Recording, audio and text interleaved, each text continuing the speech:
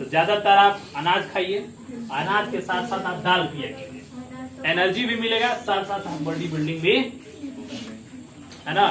अच्छे मात्रा में आप जितना अनर्गन चीजों पर पैसा खर्चा कर रहे हैं, उससे बढ़िया है कि आप इस पर खर्चा कीजिए, है ना। दाल देखो, मुर्गा तो खाते हैं सब कोई, ठीक है, मुर्गा नॉनवेज सब कोई खाता है, लेकिन उसके साथ इतना तेल ही डाल लेता है कि मुर्गा का कम इफेक्ट पड़ता है, तेल का ज्यादा इफेक्ट पड़ता है। अरे लगातार एक साल हर हफ्ते में खा लेना, परोरा 100 रुपये भाव तो 80 रुपये किलो, 100 रुपये किलो मुर्गा भाव, यही में से 250 ग्राम है। फंसे हुए ना, सस्ता। हेल्थ इज वेल्थ, पहले हेल्थ बनाओ तब दिमाग बढ़िया काम करेगा, हेल्थ नहीं रहेगा तो दिमाग बढ़िया नहीं काम करेगा।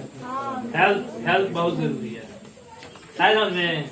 हेल्थ बनाया करो। देख लो इधर लुलु सबको, एक राइजोबियम बैक्टीरिया होता है। कौन सा? राइजोबियम। कौन सा?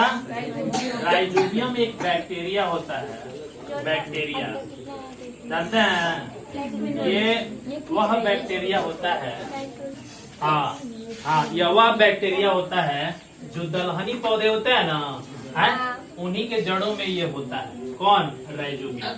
और नाइट्रोजन हमारे वातावरण में, है ना, नाइट्रोजन का परसेंटेज जो होता है 78% है, लेकिन पौधा इसको डायरेक्ट नहीं ले सकता,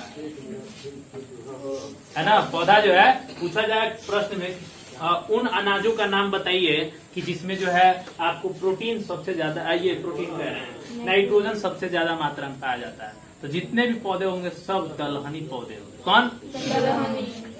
दलहनी पौधे में। तो दलहनी पौधों में जो है क्या है, नाइट्रोजन जो है सबसे ज्यादा पाया जाता है। तो उस नाइट्रोजन में ये क्या है, देखो ध्यान से, ये है राइजोबियम बैक्टीरिया। इसका काम यही है कि जो 78% नाइट्रोजन होता है ना, उसको क्या कर लेता है, खींच लेता है, समझ में। और खींच करके क्या कर देता है कि उसको नाइट्रेट में क्या करता है, ये बदल देता है। और जब नाइट्रेट में बदल देता है ना, तब ये पौधा के लिए उपयुक्त हो जाता है और पौधा इसको एब्जॉर्ब कर लेता है, समझ में। तो नाइट्रोजन जो है पौधे को किस बैक्टीरिया द्वारा मिलता है? राइजोबियम। किस बैक्टीरिया द्वारा मिलता है? राइजोबियम के बैक्टीरिया द्वारा। इसका एक क्वेश्चन है कि दलहनी पौधों में कौन सा बैक्टीरिया पाया जाता है? राइजोबियम। समझ में। और सबसे ज्यादा कौन और गोला को अंग्रेजी में स्पेयर कहते हैं। क्या कहते हैं? स्पेयर कहते हैं। गोला को अंग्रेजी में क्या कहते हैं? स्पेयर। आप देखे होइएगा गेंद दिखेंगे, है ना। तो ये सब जो है, इसका आकार कैसा होता है? गोला के आकार का होता है। तो इसी गोला के बारे में हम लोग पढ़ने वाले हैं कि आखिर इस गोला का CSA कैसे निकालेंगे, TSA कैसे निकालेंगे, और जो है आपका इसका वॉल्यूम यानी आयतन कैसे निकालेंगे। आया समझ में। इसी को 2 पार्ट में यदि आप डिवाइड कर दें तो ये आपका शेप कुछ इस तरह से बन जाएगा, जिसको हम कहते हैं अर्धगोला। क्या कहते हैं? अर्धगोला। देख रहे हो ना, अर्धगोला इसको कहा जाता है ना, अर्धगोला। अब एक और चीज देखिए, जब ये गोला है ना, और गोला को यदि बीच में से काट दिया जाए तो इसका काट देने के बाद ये वाला शेप जनरेट होगा। लेकिन इसके यदि हम इस सतह को यदि हम देखने का प्रयास करें तो यह सतह आपको कैसा दिखेगा? सर्किल। कैसा दिखेगा? सर्कुलर दिखेगा। है समझ में। कैसा दिखेगा? ये सर्कुलर। कहीं से भी आप काटिएगा ना इसको, कहीं से मतलब सेंटर से ही जाना चाहिए, कहीं से भी काटिएगा तो उसका सरफेस जो बनेगा कैसा बनेगा? सर्कुलर बनेगा। कैसा बनेगा? सर्कुलर। इसीलिए कहते हैं कि हर गोला का अपना एक रेडियस होता है। हर गोला का अपना एक रेडियस होता है और उस रेडियस को कहते हैं हिंदी में त्रिज्या।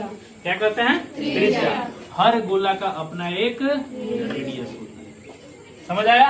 अब ये देखो केंद्र क्या है यहाँ पर, जब सर्कल है तो केंद्र O बनेगा ना, केंद्र O बनेगा। और ये देखिए, ये मान लीजिए पॉइंट A है तो O आपका क्या बन गया? त्रिज्या। अब इसमें हमको हाइट की जरूरत नहीं है, ऐसा समझ में। इसमें कोई हाइट नहीं है, कोई साइलेंट हाइट नहीं है, इसमें सिर्फ और सिर्फ है तो क्या है? त्रिज्या। क्या है? त्रिज्या। अब हमको ये समझना है कि देखो, क्या इसका TSA होता है और CSA होता है? तो इसका TSA और CSA एक ही जैसा होता है, समझ में। टोटल सरफेस एरिया ही इसका कॉर्ड सरफेस एरिया बन जाएगा। क्यों? क्योंकि इसमें कहीं से जोड़ने वोड़ने की कहानी नहीं है। गोला पूरा गोल है ना, चारों तरफ से वो एक जैसा है, इसलिए उसका अलग सरफेस नहीं बन रहा है, सब सरफेस एक ही जैसा है, इसीलिए इसका टीएसए और सीएसए क्या है, एक जैसे होते हैं। पूछा जाए कि आखिर गोले का सीएसए होगा क्या, गोले का सीएसए क्या होगा? सबसे पहले देखिए गोले के फॉर्मेशन कैसे होता है।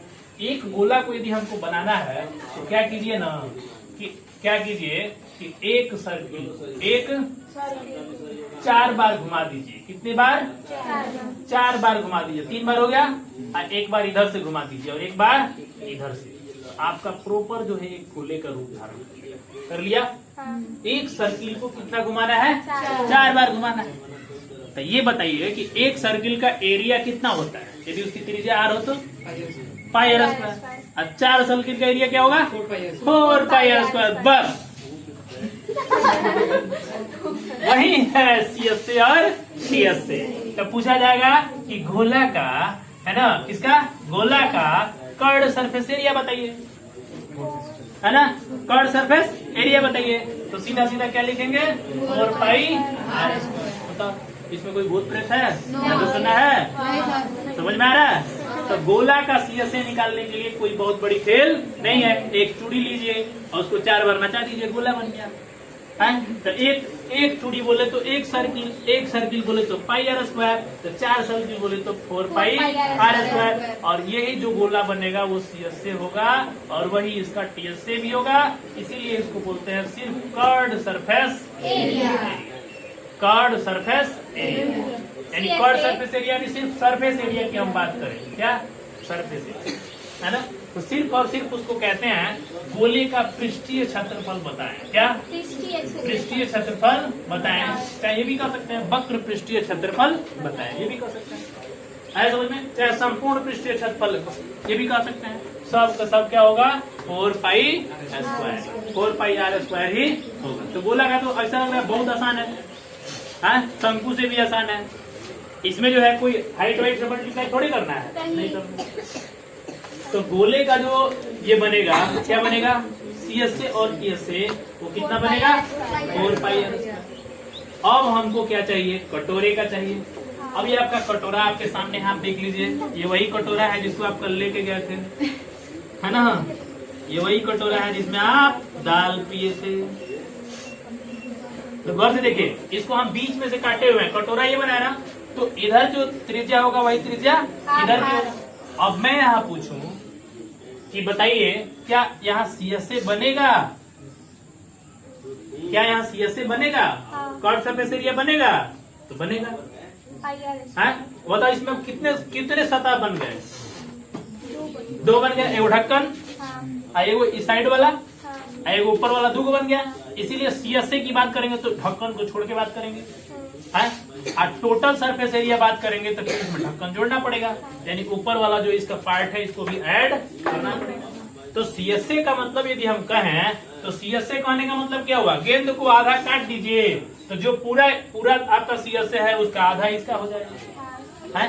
तो पूछा जाए इसको अंग्रेजी में क्या कहते हैं? देखिए इसको कटोरा कहते हैं, ठीक है, लेकिन इसका और गोला का आधा है, इसे क्या कहते हैं? अर्धगोला। अर्धगोला को अंग्रेजी में कहते हैं हेमिस्फीयर। क्या कहते हैं? हेमिस्फीयर कहते हैं इसको। क्या कहते हैं? हेमिस्फीयर, अर्धगोला। अर्धगोला का आपको सीएसए चाहिए। क्या चाहिए? सीएसए चाहिए। तो सीधे सीधे क्या बनेगा? टोटल का आधा बन जाएगा, है समझ में? तो क्या हो गया? सीएसए हो गया। यहीं से हमको ले आना है, मान लीजिए टीएसए, तो टीएसए ले आना है तो सीएसए, सीएसए है तो ऊपर वाला ढक्कन वाला जोड़ दो, उतना ही कैसे होगा? ये देखिए एक है ना, ये ये कैसा है? सर्किल है, तो एक ही सर्किल का ढक्कन एक ही है ना। 2 ढक्कन का है, उसमें हम लोग 2 ढक्कन जोड़ रहे थे। किसमें? क्या नाम था? बेलन में, ऊपर और नीचे। लेकिन इसमें तो ढक्कन एक ही है ना, तो एक के कौन ढक्कन जोड़ेंगे? Pi r square. तो कुल मिला के को pi r square? 3 pi r square. और जितना क्षेत्रफल होता है सब स्क्वायर यूनिट में आता है कि नहीं आता है? जरा हमको बताइए। आता है ना। तो अर्धगोले का टीएसए कितना बनेगा? 3 पाई आर स्क्वायर। कितना बनेगा 3, क्योंकि आधा कहने का मतलब यदि हम CS से बात करेंगे तो कुल का आधा हो जाएगा, यानी CS से कितना बना है 4πr² है ना, तो इसका आधा बन जाएगा अर्धगोले का CS से। लेकिन पूछा जाए क्या TS से बताइए, तो फिर एक ढक्कन का एरिया हमको जोड़ना पड़ेगा, और एक ढक्कन कैसा है सर्कुलर है ना, और जब सर्कुलर है तो एक क्षेत्रफल हम इसमें ऐड कर देंगे, तो ये आपका कितना आ जाएगा 3πr। आए समझ में? जैसे मान लीजिए अल्मुनिया का बर्तन बनवाना है, अल्मुनिया बोले तो अल्मुनियम का आपको बर्तन बनवाना है, कहना कि वो कटोरा हमारे लिए बना दीजिए, है ना तो कहिएगा कि वो ढक्कन वो तो बना दीजिएगा, तो कहेगा कि अपने हिसाब जोड़ेगा ना कि कितना सेंटीमीटर स्क्वायर में खर्चा होगा, कितना एक मान लीजिए 1 सेंटीमीटर स्क्वायर शीट लगा रहा है तो 10 रुपया ले लेगा, है तो उसमें अब जोड़ेगा ना हिसाब कि कितना खर्चा आएगा। तो एक कटोरा के बनाने में तो कैसे जोड़ेगा, पहले सरफेस एरिया CS से जोड़ लेगा, फिर उसके बाद ढक्कन का जोड़ेगा, है तो ढक्कन का जोड़ेगा तो टोटल सरफेस एरिया का कैलकुलेशन करेगा ना, तब ना उसका इतना आएगा, आज इतना आएगा तब उसमें 10 से मल्टीप्लाई कर देगा, तब कहेगा कि इतना खर्चा आएगा आपका, दीजिए हमको तब आपका कटोरा बनाएंगे। समझ आ रहा है? तो आप यहाँ फॉर्मूला किसका सीखे, गोले का भी सीखे और अर्धगोले का भी सीखे। गोला में आप क्या सीखे, CS से सीखे, है गोला में आप क्या सीखे, CS से सीखे, और क्या सीखे TS से सीखे। तो CS से TS से तो गोला के लिए बराबर था, लेकिन अर्धगोला के लिए आपका CS से TS से बदल गया, CS से बना 2πr² और TS से बना 3πr², बना कि नहीं बना 3πr²। तो ये हो गया इसका CS से और TS से। लेकिन अब दाल कितना आएगा कटोरा में, अब कहने का मतलब दाल कितना धरेगा, तो कितना धरेगा इसके लिए कौन सा धारिता निकालेंगे, और धारिता निकालने के लिए कौन सा धारिता कहने का मतलब कौन सा हम फिजिकल क्वांटिटी पढ़ते हैं, क्या बताएंगे उसमें, बताइए।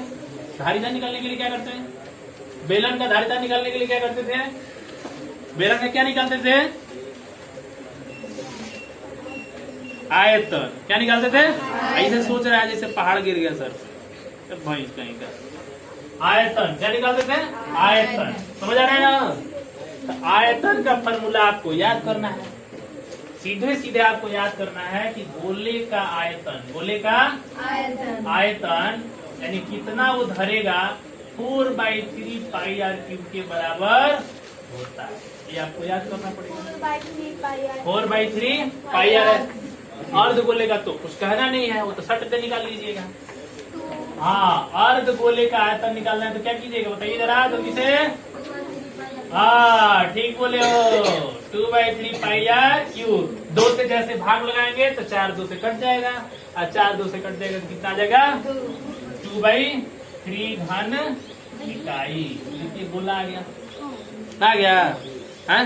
तो आपका काम क्या है, सट गना फॉर्मूला लिख के दिखा दीजिए। गोले का CS से, गोले का पृष्ठीय क्षेत्रफल, गोले का आयतन। देखो 2 चीज बनेगा, गोले का पृष्ठीय क्षेत्रफल, गोले का आयतन। लेकिन अर्धगोला में 3 गो बनेगा, गोले का वक्र पृष्ठ, अर्धगोले का वक्र पृष्ठ, अर्धगोले का संपूर्ण पृष्ठ, अर्धगोले का आयतन। अर्धगोले में 3 गो बनेगा, लेकिन गोला में कब बनेगा 2 गो।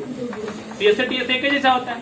तो ये सारा फॉर्मूला आपको नोट करके दिखाइए, ऐसा यूनिट होना चाहिए, ध्यान दीजिएगा, जितना यूनिट है सब होना चाहिए।